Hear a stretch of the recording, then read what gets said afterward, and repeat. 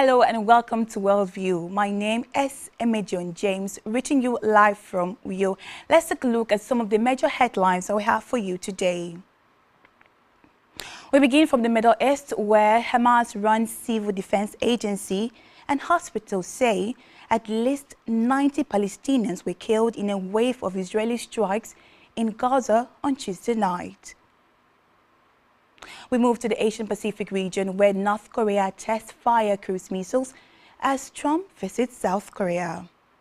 And also on this show, we're going to do a special report on Donald Trump's Asian Pacific tour. Don't go nowhere. This is Worldview on Spectrum TV.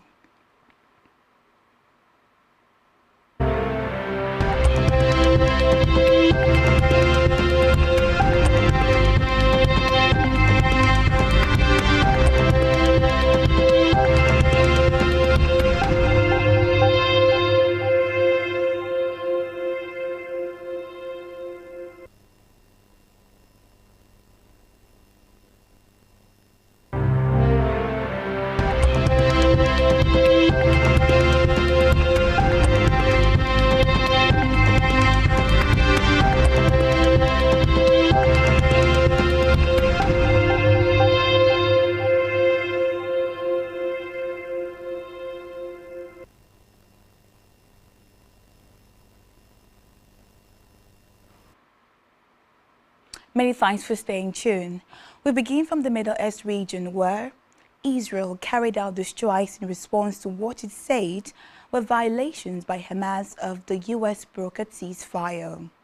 Israel's defense minister accused Hamas of an attack in southern Gaza that killed an Israeli soldier on Tuesday and of breaching the terms on returning deceased hostages' bodies. Hamas claimed it had no connection to the attack and insisted it was committed to the ceasefire deal. However, U.S. President Donald Trump maintained the Israel strikes hit homes, schools, and residential blocks in Gaza City and Beit Lahia in the north of Gaza, Burenj and Nusayrat in the center, and Khan Yunis in the south. Now, this is according to witnesses and first responders.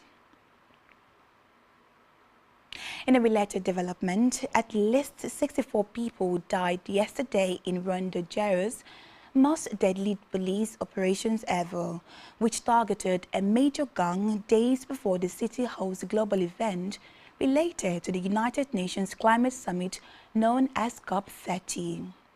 Police have often conducted large-scale operations against criminal groups ahead of major events in Rio, which hosted the 2016 Olympics, the 2024 G20 Summit and the BRICS Summit in July. Next week, Rio hosts the C40 Global Summit of Mayors tackling climate change and Prince William's Earthshot Prize, which will feature celebrities including pop star Kylie Minogue and four-time Formula One world champion Sebastian Vettel. On environmental region, Hurricane Melissa toured towards Cuba's second largest city with the force of a powerful Category 4 storm on Tuesday. Now, this is hours after making landfall in neighboring Jamaica as the strongest ever cyclone on record to hit that Caribbean island nation. Melissa rode ashore near Jamaica's southwestern town of New Hope, sparking sustained winds of up to 185 miles per hour. Now, according to the U.S. National Hurricane Center, it is reported that well above the minimum 157 mile per hour wind, the speed of Category 5 storm, this is going to be the highest level on the Saffir-Simpson wind scale. In the southwestern Jamaica, the parish of St. Elizabeth was left underwater, and officials said, with more than 500,000 residents without power. Right about now, we want to do a quick recap of Donald Trump's tour to the Asian Pacific region. From trade parts in Malaysia to rare earth deals in Japan and security talks in South Korea, Donald Trump's return to the Asian Pacific stage has been both symbolic and strategic. The former U.S. leader has sought to reassert Americans' influence in the region, now dominated by Beijing's economic rise. But the real test comes tomorrow when Trump meets Xi Jinping in South face-to-face talks in 6 years. Let's see what happened over the week. On Sunday, 26 October 2025, President Trump arrived in Kuala Lumpur, Malaysia, as the opening leg of his three-country Asian tour. According to media report, upon arrival, he participated in a ceremonial dance with Malaysian native performance on a tarmac traditional ethnic dances representing Malaysia's major communities, and Trump joined in, waving his hands and moving to the drum beat. In Malaysia, Trump went straight to business. At the ASEAN summit, he unveiled what he called a comprehensive strategic partnership with the Malaysian government, a sweeping part covering trade, energy and digital technology. Alongside it came the signing of a reciprocal trade agreement promising lower tariff, figure investment and a joint task force on critical mineral supply chains. Malaysia's Prime Minister hailed it as a new chapter in the region. But the most dramatic moment wasn't economic, it was diplomatic. With Trump as witness, the leaders of Thailand and Cambodia signed the Kuala Lumpur Peace Accord, ending months of broader clashes. Cameras flashed as Trump called it proof that peace is still possible when nations choose dialogue over. Second stop, Japan. In Japan, a full military guard of honor and band welcomed Trump to the ornate Akasat Palace. Over lunch, Trump congratulated Takahashi for becoming Japan's first female prime minister. Reports say this increment, a move that will no doubt have delighted Trump, who has long demanded that Japan buy rice from the U.S.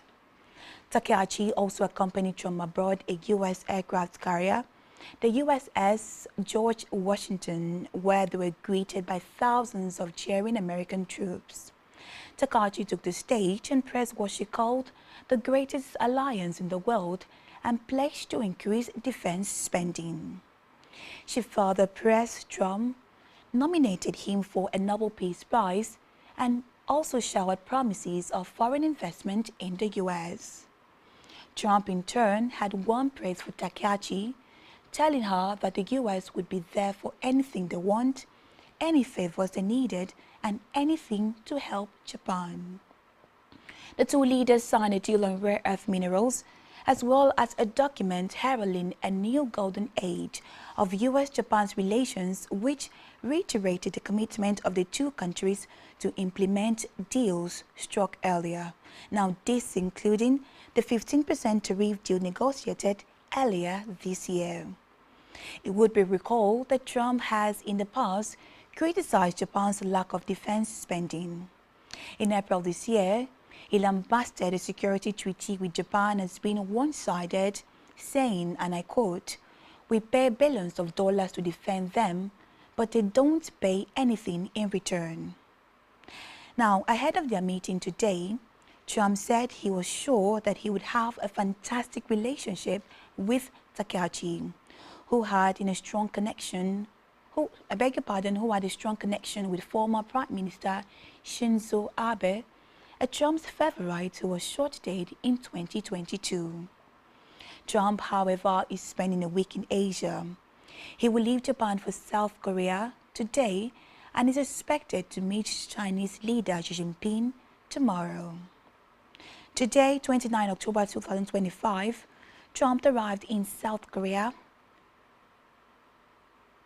at the city of Gyeongju, where the Asian Pacific Economic Cooperation APEC 2025 summit is taking place.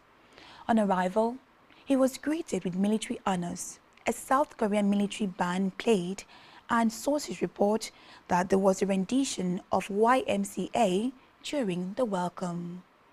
He met with South Korean President Lee Jae-myung in bilateral talks, and also on his visit, he was awarded South Korea's highest national honor, the Grand Order of Umugangua, and was gifted a replica of the ancient golden crown, Jiu Mangchong.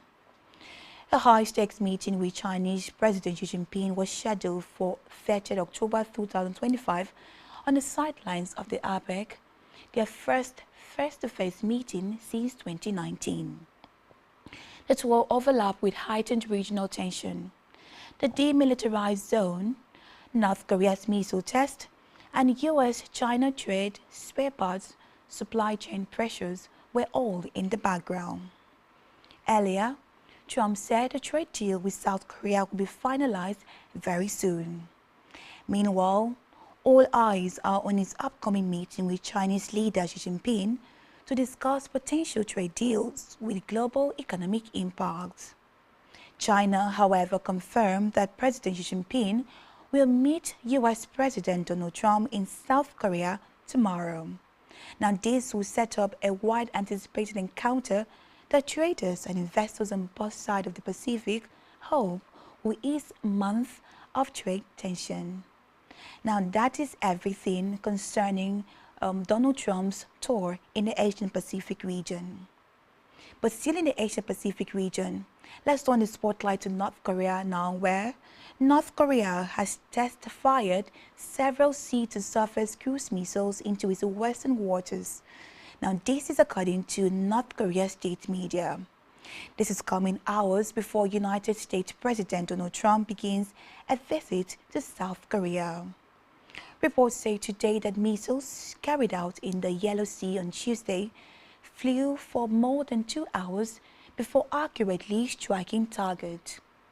Top military official Park Jong-cho oversaw the test and said important successes were being achieved in developing North Korea's nuclear forces as a war deterrent, according to the state media. We'll take a quick break right now. When we return, we'll turn the spotlight to the African region. Do stay joined to watch many more stories right after the breather.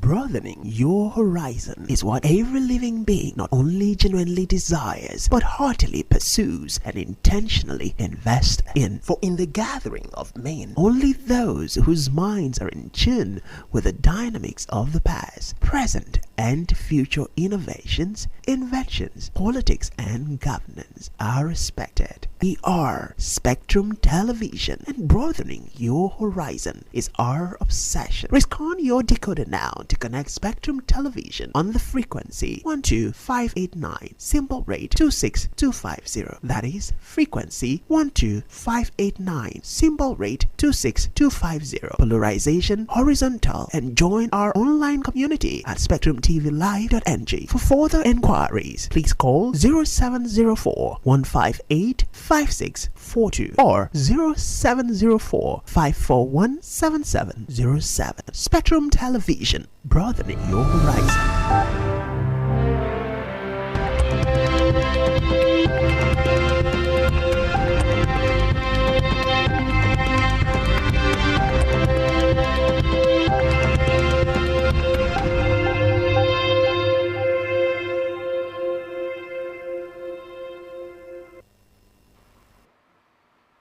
Many thanks for staying tuned. Let's return the spotlight to the African region, particularly Tanzania, where Tanzanians went to the poll today in an election that President Samia Suluhu Hassan is expected to win after candidates from the two leading opposition parties were barred from standing. In addition to the presidential election, voters are choosing members of the country's 400-seat parliament and the president and lawmakers in the semi-autonomous Zanzibar archipelago. The vote is being held without the leading opposition party, Chadema, whose leader Tundu Lissu is on trial for treason, which he has denied.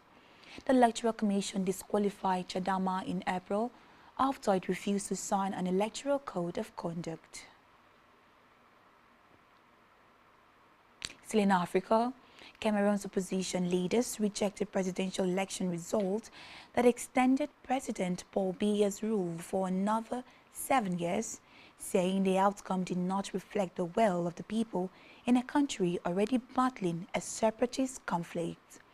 The Central African Nations Constitutional Council on Monday declared Biya, 1892, as the winner of the disputed vote with over 53% of the ballot, triggering violent protests in several cities in the oil and cocoa producing nation. The court's ruling, which is final and cannot be appealed, signaled a potentially prolonged post-election standoff. Issa Chiroma Bakari, Biya's main challenger, had earlier declared victory and warned he would not accept any other outcome. His supporters have angrily taken to the street, clashing with riot police and blocking roads in the commercial capital Douala with burning tires and debris. The protest killed at least 4 people over the weekend and 2 others on Monday, according to the opposition. Lastly on Worldview today, a series of U.S. strikes against suspected drug vessels in the Eastern Pacific killed 14 alleged drug traffickers and left 1 survivor. U.S. Defense Secretary Pete Hegseth said on Tuesday that this is the latest operation in President Donald Trump's counter-drug campaign. The strikes in the Pacific come out against the backdrop of a U.S. military buildup in the Caribbean that includes guided missile destroyer, F-35 fighter jet, a nuclear submarine, and thousands of troops. The administration has ordered the 4th carrier strike group to the region and is expected to reach the Caribbean in the coming weeks.